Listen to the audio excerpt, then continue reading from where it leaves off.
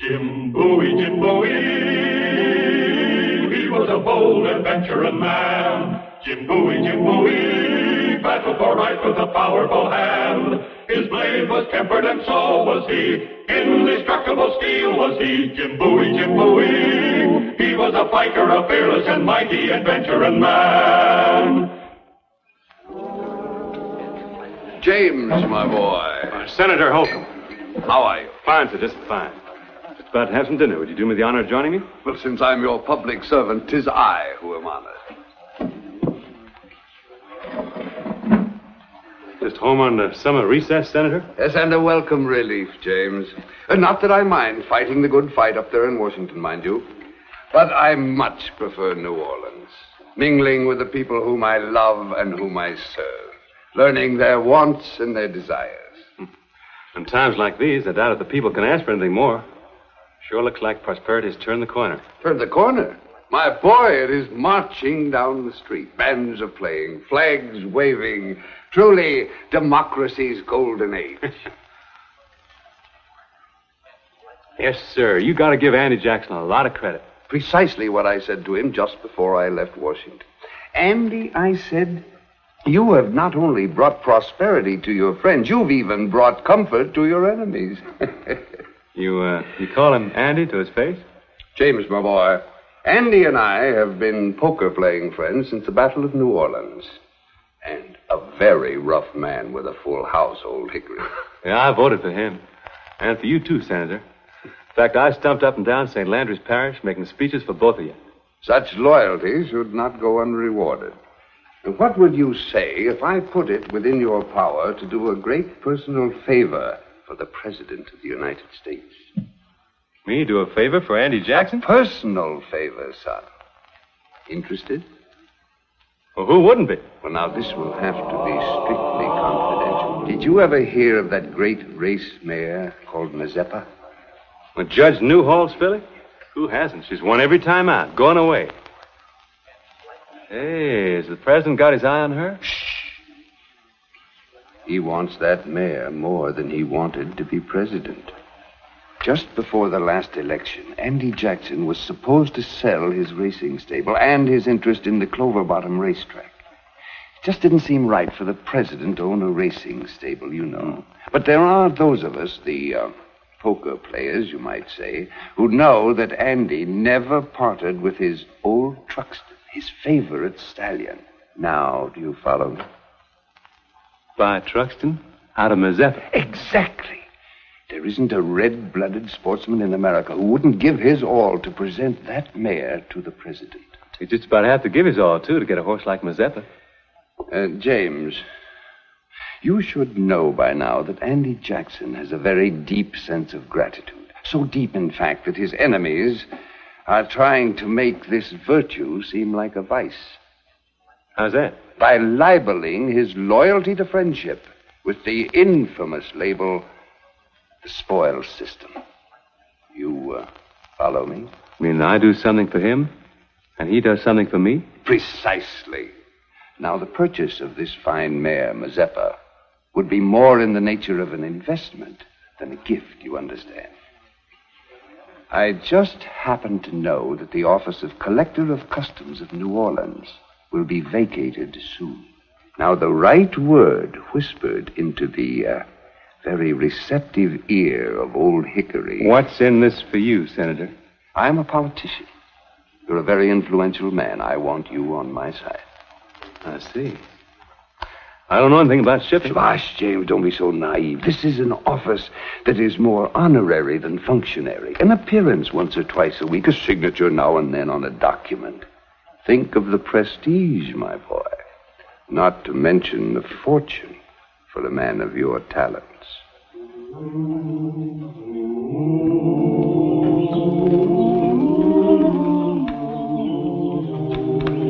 It's a lot of money cash, Judge. Now, why don't you take my $3,000 and I'll bring the rest out Monday? It's cash on the barrelhead, Mr. Blennerhassett. Tell you I what... said cash.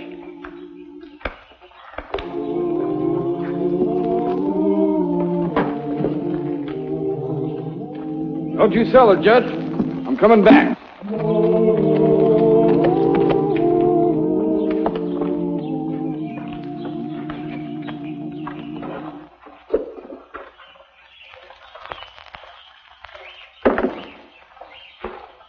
Judge Newhall, sir. My name's Bowie.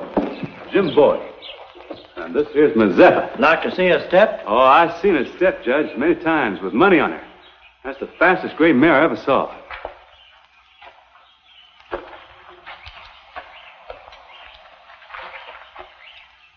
Yes, sir. I'd like to do some horse trading. There'll be no chaffering, sir.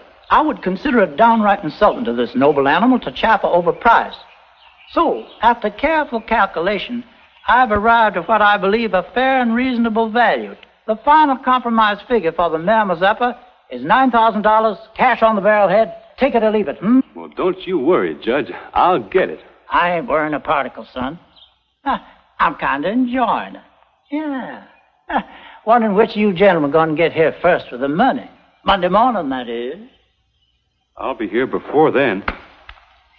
Yes, ma'am. I spent what little remained of that eventful Saturday in combing the gambling rooms and taverns of New Orleans for a friendly face. One that might just possibly have $6,000 in its money poke. But my hope wore thinner as the evening wore on. Toward midnight, I was back where I dined with Senator Holcomb, the Black Dog Tavern, favorite hangout of pirates and politicians. Sam Houston. Jim, how are you? Am I glad to see you? Feelings mutual, my friend. Well, I've been looking for a friendly face all night. How are you? What do you have to drink? Oh, no, I got a bottle of Monongahela all cracked on the table. Come on, sit down. Sam Houston Street. Well, you just back from Texas, Sam? No, I'm plumb wore out from Washington, Frank. What a hoop-de-doo they got going on up there. Indians to inkwells. It's all politics, my friend. Nothing but politics. Hey, Sam, you haven't suffered any reverses, have you? Reverses. Sam Houston's doing fine, my friend. As a matter of fact, I got a little speculation going right now. I'm going to put my own money in. The only thing is, it's a cash deal, and I need about $6,000 more than I got right there. You wouldn't happen to have that much around, would you, Jim? You know, Sam, life's a very funny thing. I was just figuring to ask you for a loan of the very same amount. No. Yeah. What would you be wanting $6,000 for? Speculation, like yourself, little flyer. Got any idea where we might find it? Nope. I've been drag-tailing from tavern to tavern all night. Not a nibble. Tragedy of your defeat is equaled only by your friend Houston's.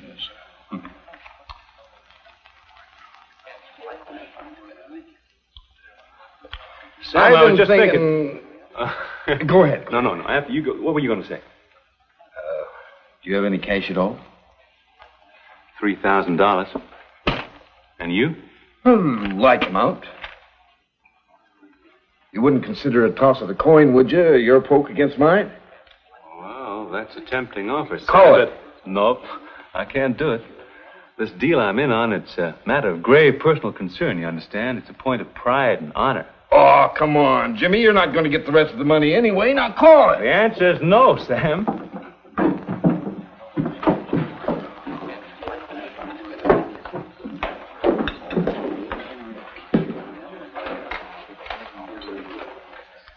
Who might they be? Lafitte's men, probably. Lafitte. I thought he told you to get out of town or join him. I'm still here. So's Lafitte? Hereabouts.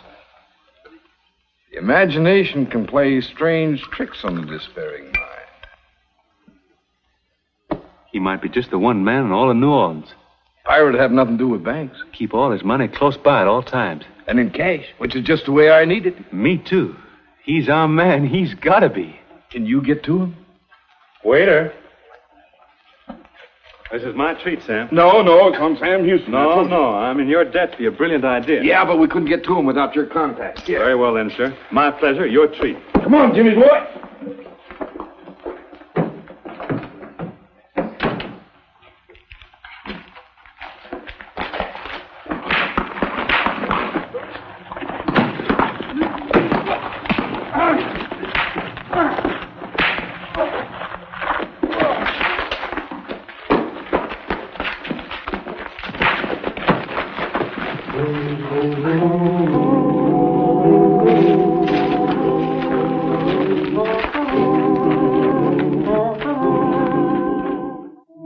Sunday's sunrise found Houston and me still bent on the same mission that began at the Black Dog Tavern the night before. In fact, we were more bent than ever, seeing that we would now have to ask for considerably more gold. Turn back, monsieur. We're looking for Captain Jean Lafitte. And who are you that would want to see this great Lafitte? Jim Bowie? Now, if you were truly this man, Bowie, there would be a certain knife. I'm so sorry, monsieur, but the knife in itself, it proves nothing.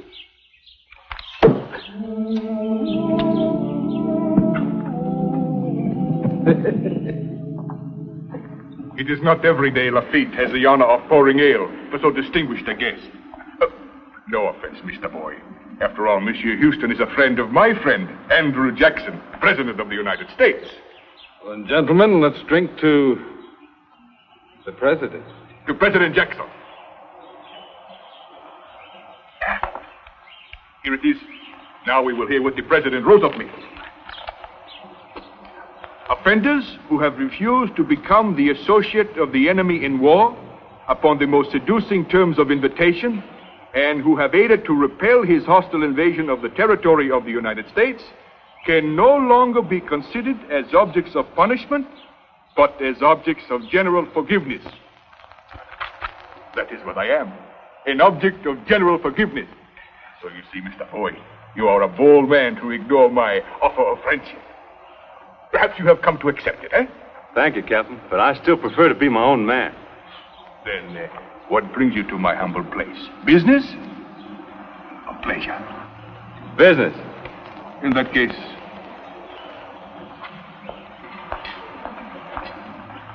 the nature of your business? A loan. For you, Bowie? Or for you, sir? For both of us. A separate loan for each of us. One for Bowie and one for Houston. And the amount? $9,000 for me, Captain. A similar amount for me, sir. Of course, I'll give you my personal note as security for the loan. And mine, too, naturally. Hardly necessary from two such illustrious gentlemen. I shall see my treasurer about it at once.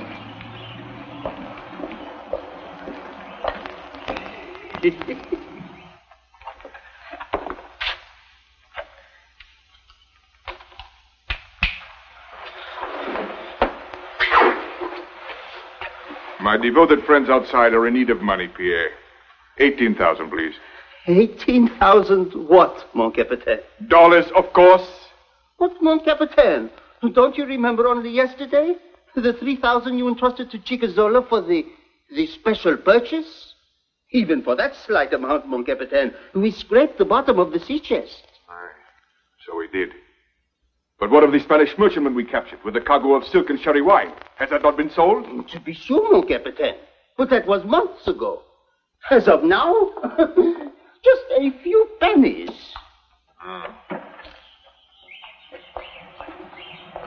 Monsieur, my regret is only exceeded by my embarrassment. I find myself unexpectedly short of funds.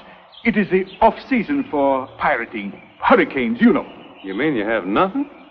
Not even enough for one of us? Gentlemen, if I had so much as $1, it would be yours. But everything else I have is yours. If you will avail yourself of my hospitality, I am sure that when the winds die down, enough money will arrive for 100 speculations. When the wind dies down, it'll be too late. I'm afraid so. But don't you feel bad, Captain? You did your best. You gentlemen cannot remain, eh? Well, as a matter of fact... Much as we'd like to. I shall speed my departing guests. The gentleman's horses. Captain?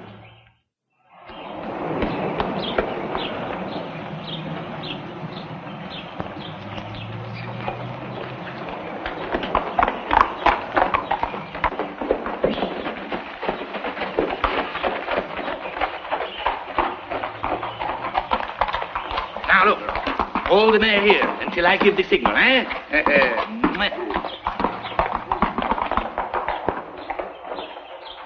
Chiquizola has returned. He is my first lieutenant, my confidant, my good right arm. Bon Capitan! Bonsoir, Chiquizola. Oh, you remember Mr. Bowie? Chiquizola? And this is Monsieur Houston, former governor of Tennessee. I have a surprise for you, my leader. Perhaps I should wait until... These are friends of General Jackson and of mine. You may speak freely. In that case... To savor the essence of enjoyment from this bouquet of pleasure, mon capitan, you must be completely at ease. Pray, gentlemen, enjoy this with me. It will not take long. And now, mon capitan, allow me first to return to you the sum of $3,000 which you entrusted to me yesterday. But I do not understand. Oh, it was not sufficient for our purpose, mon capitan. It wasn't, but how... Patience, mon capitan, patience. You gave me 3,000. We needed 9. I have tripled it. Look, in this pouch, 3,000.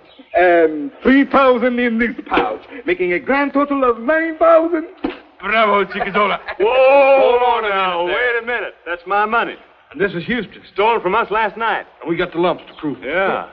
My own mother made that poke. I'd recognize in 1,000.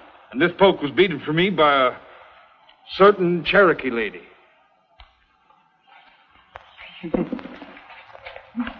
Is this true, Chiquizola? But I did not know, mon capitan. Believe me, I assure you, I did not know that this was the money.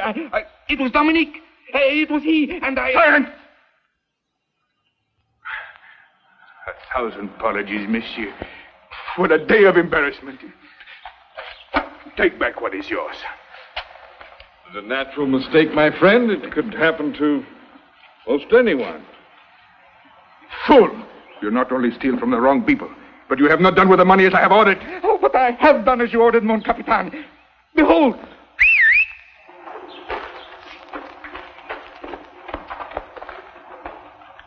Mazeppa.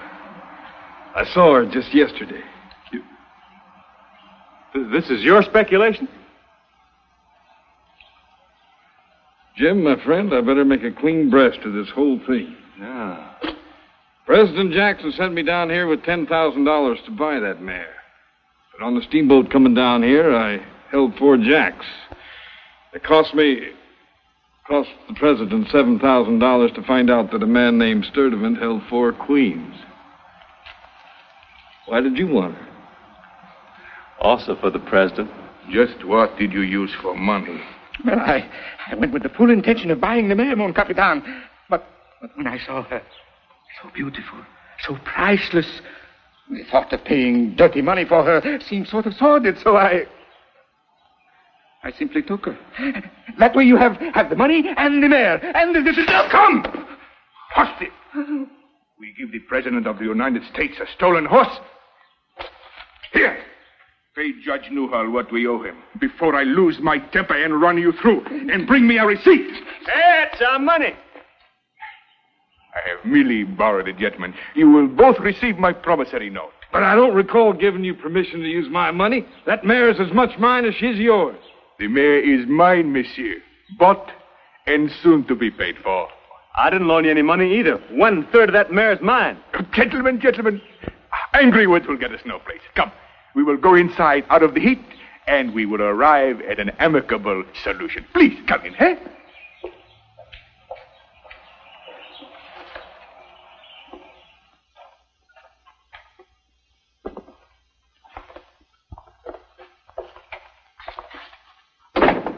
Please be seated, monsieur. No, thank you. Now, I'm willing to accept any terms you gentlemen deem fair, but one thing must be understood. Mazeppa is to be my present to General Jackson and mine alone. I'm sorry, Captain. I'm afraid you're wrong. I like you, boy. I offer to be your friend. Any man who gives with his right hand and then takes back with his left hand is no friend of mine. Dangerous words, dangerously spoken, boy. Tell me quickly I have misunderstood. Gentlemen. If I may be permitted. It matters not who gives the president the mare. The important thing is that he gets it. Therefore, settle this dispute among yourselves. Houston chooses to take no side.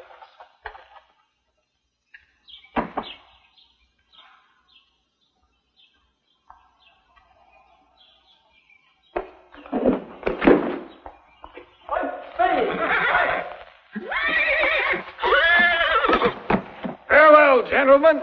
I'll remember you both to the president.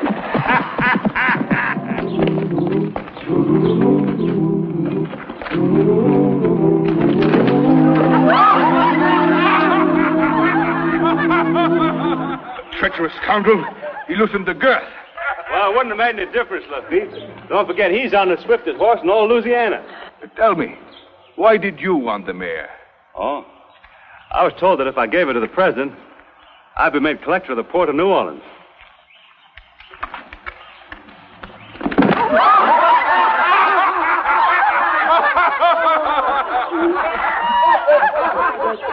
Consider the 3,000 well spent. You have learned a lesson. Leave the politics to such as Houston, and the larceny to such as me. I'll do that, Captain.